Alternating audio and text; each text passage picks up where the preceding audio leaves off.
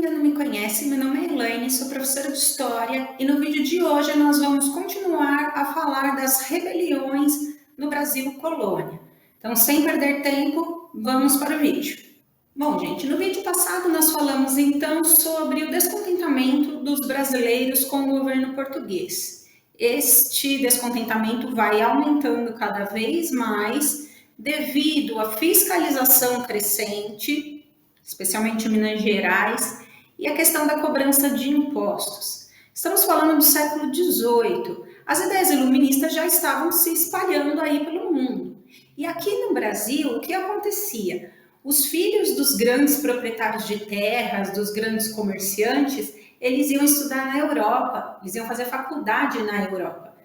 E lá, principalmente em Portugal, eles tomavam contato com as ideias iluministas. A liberdade política, a liberdade econômica. Então, eles voltavam aqui para o Brasil trazendo essas ideias junto. E lógico que essas ideias vão se espalhando entre as diversas camadas sociais. Lógico, de novo, não se esqueçam que cada ideia iluminista ela vai ser adotada por cada grupo de uma maneira diferente. É aquele negócio assim, eu quero liberdade para mim, os outros, cada um com seus problemas. Enquanto as pessoas mais ricas queriam a liberdade política, então separar de Portugal, a liberdade econômica, eles queriam continuar usando o trabalho escravo. Então assim, né, eu quero liberdade para mim, mas vou continuar escravizando os africanos. As camadas médias, né, os pequenos, médios comerciantes, eles queriam liberdade econômica. Quero comercializar, né, com quem eu quiser. E as pessoas mais pobres queriam melhores condições de vida, assim como os escravizados queriam a sua liberdade. Então, né, lembrem-se sempre disso. As ideias iluministas na teoria são uma coisa, na prática, cada um vai adotar aquilo que quiser. E vai chegar aqui no Brasil também a notícia de que os Estados Unidos se separaram da Inglaterra. Nós falamos aí, né, um pouquinho mais para trás. E sabe aquele negócio assim de dar uma... Então, olha, os Estados Unidos se tornaram independentes da Inglaterra. Sabe, aquele... Será que, né? Então, dá uma ideia, né, para as pessoas de que isso poderia acontecer também no Brasil. Só que o desentendimento entre brasileiros e portugueses vai aumentar cada vez mais e vai levar ao que nós chamamos de movimentos separatistas. Antes de falar de dos movimentos em si, é importante frisar uma coisa. Os movimentos separatistas, eles pretendiam separar somente a região onde eles ocorreram de Portugal e não o país todo. Não existia no século XVIII a ideia de nacionalidade, né, do povo brasileiro unido, porque o Brasil é um país muito grande. E a comunicação no século XVIII, o deslocamento no século XVIII é muito difícil. Então não tem aquela identidade nacional, não existia isso. Existia sim um sentimento regionalista. Eu me identifico com quem mora ali pertinho de mim. Então, é muito importante frisar este ponto. É a região onde eles ocorreram de Portugal. Nós vamos falar sobre dois movimentos. Um que aconteceu em Minas Gerais e outro que aconteceu na Bahia. Então, assim, é separar a Bahia de Portugal e separar Minas Gerais de Portugal. E não separar o Brasil de Portugal. Cuidado que ainda aparece esse erro em bastante lugar, viu? Então, fiquem atentos a esse detalhe. Vamos começar aqui, gente, a falar sobre Minas Gerais. E vamos analisar aqui alguns dados sobre a extração de ouro em Minas Gerais no século XVIII em quilos. Lembra que eu cheguei a falar para vocês que os portugueses achavam que o ouro brasileiro não ia acabar nunca? Falei isso no vídeo passado, inclusive. Que eles achavam que, né... Acharam literalmente minas de ouro, então assim, o ouro nunca vai acabar, que maravilha, né? Então, estamos feitos, estamos ricos. Só que observem uma coisa na tabela. Nas primeiras décadas do século XVIII, a extração de ouro só vai aumentando. Porque lembrem-se que o ouro brasileiro é o ouro de aluvião, é aquele que fica ali nas margens dos rios, não é o único, mas é o que tinha em grande quantidade. Então, ele é mais fácil de ser extraído do que o ouro das rochas. Então, percebam aí que até 1749, a quantidade de ouro extraído vai aumentando cada vez mais. Aliás, desculpa, não 1749, até 1744. A partir de 1744, essa extração de ouro vai caindo cada vez mais. E qual é o motivo? O ouro está acabando. O ouro não é um recurso infinito. Só que os portugueses não acreditavam nisso.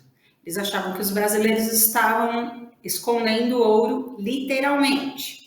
Então, a partir de 1750, os problemas começam a atingir a região mineradora. Está acabando o ouro.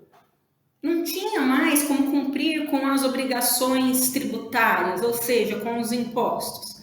E aí, neste ano de 1750, o Marquês de Pombal determinou que anualmente toda a região de Minas Gerais, não é cada pessoa, hein? Toda a região de Minas Gerais deveria arrecadar 100 arrobas de ouro por ano. Uma arroba, 15 quilos. Então, 1.500 quilos de ouro, 1,5 toneladas. Caso este valor não fosse atingido, essa quantidade ficaria acumulada para os anos seguintes. No começo deu, mas sabe assim, apertado. Só que o ouro está acabando. Então, conforme vão passando os anos, fica cada vez mais difícil cumprir com essa obrigação. Isso deixava as pessoas em Minas Gerais muito apreensivas, porque não tinham de onde tirar. Estava acabando. E os portugueses não acreditavam nisso. Eles achavam que os brasileiros estavam enganando, estavam escondendo o ouro, né? Ficava aquele clima muito ruim.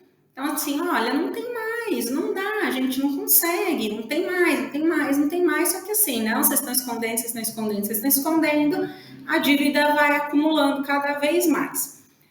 No ano de 1777, o rei Dom José I morreu e o Marquês de Pombal foi demitido pela nova rainha, a Dona Maria I, a louca, falaremos mais dela na sequência dos capítulos, e a Dona Maria I, em 1785, ela proibiu a existência de manufaturas aqui no Brasil e impôs a importação de tudo quanto é tipo de produto de Portugal, o que prejudicou ainda mais os brasileiros. Porque lembra que o Brasil só podia comercializar com Portugal, e Portugal vendia os produtos aqui por um preço, né, bem alto. Não dava mais para pagar essa dívida, ela ia aumentando todo ano. Em 1788, o governador de Minas Gerais, o Visconde de Barbacena, resolveu decretar a derrama. A derrama, na verdade, ela era um decreto lá do Marquês de Pombal, mas nunca foi colocado em prática. E o que significa essa derrama? É a cobrança forçada de impostos atrasados até juntar a quantidade equivalente em ouro. Em 1788, a dívida em Minas Gerais já era de 8.070 quilos de ouro, ou seja, mais de 8 toneladas de ouro. Então, um dia, não ia avisar também qual dia, porque se avisasse, o medo do Visconde de Barbacena era assim, se eu avisar antes que dia vai ser a derrama, as pessoas vão esconder as coisas de valor. Então, um dia, soldados iriam invadir as casas das pessoas e iam tomar o que elas tivessem de valor. Os grandes mineradores e as classes médias estavam com medo de perder os seus bens. E aí um grupo de moradores passou a organizar uma rebelião contra o governo português. Rebelião esta que tinha como uma de suas principais propostas libertar Minas Gerais de Portugal. Olha aí o movimento separatista. Além disso, criaram uma universidade em Vila Rica, porque no Brasil não tinha nenhuma faculdade, perdoar as dívidas dos colonos com qualquer tipo de imposto, estimular a produção de manufaturas aqui no Brasil e criar uma guarda nacional, porque o Brasil não tinha um exército. Só que, embora esse movimento falasse em libertar Minas Gerais de Portugal, eles não falavam em libertar os escravos, porque muitos dos seus participantes, eles eram donos de escravos. Então, eles não queriam, né, libertar.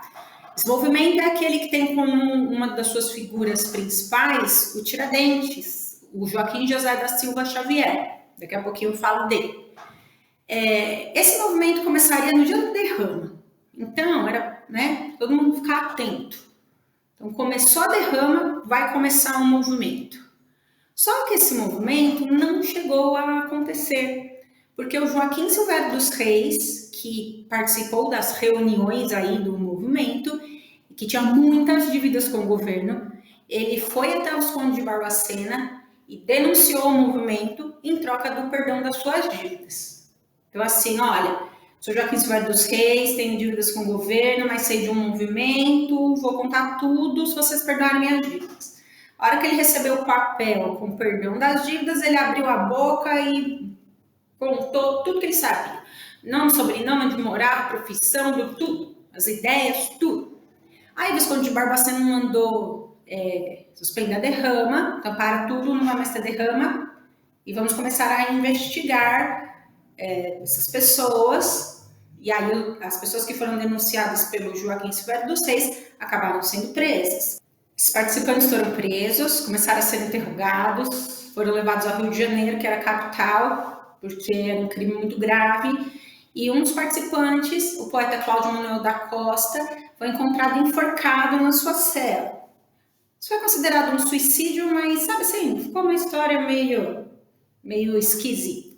Os demais envolvidos foram interrogados, aí, né, houve um julgamento, enfim, eles foram condenados à morte por crime de traição à rainha Dona Maria I, um crime de lesa majestade. Mas os mais ricos, eles receberam perdão, receberam clemência da rainha e tiveram suas penas convertidas em exílio perpétuo na África. Então vai e não volta mais, vai morar na África agora. O único que teve a sua pena de morte mantida foi o Tiradentes. Ele foi enforcado e esquartejado no Rio de Janeiro, no dia 21 de abril de 1792, e a sentença de morte do Tiradentes foi redigida pela Dona Maria I, a Louca. Esse é o quadro tradicional do Tiradentes, enforcado e esquartejado, que foi feito pelo pintor Pedro Américo. Na verdade, esse quadro foi pintado um século depois do acontecido. Vamos falar ainda sobre o Pedro Américo em vários momentos da história do nosso país. O Tiradentes foi uma pessoa importante dentro da Conjuração Mineira? Sem dúvida nenhuma que foi. Sem dúvida. Só que tome cuidado com uma coisa. Normalmente, costuma-se dizer que a Conjuração Mineira foi um movimento de pessoas ricas e que o Tiradentes foi o único participante pobre do movimento. O Tiradentes não era pobre, ele era soldado, ele era alferes, exercia funções de dentista, né, em suas horas vagas, daí o Tiradentes, estava envolvido aí com essa questão da mineração e ele inclusive tinha escravos. Então cuidado, ele não era pobre, né, o mais pobre, mesmo porque era um movimento praticamente de elite, né, e de classes médias. Se ele fosse pobre mesmo, ele não teria sido aceito no movimento.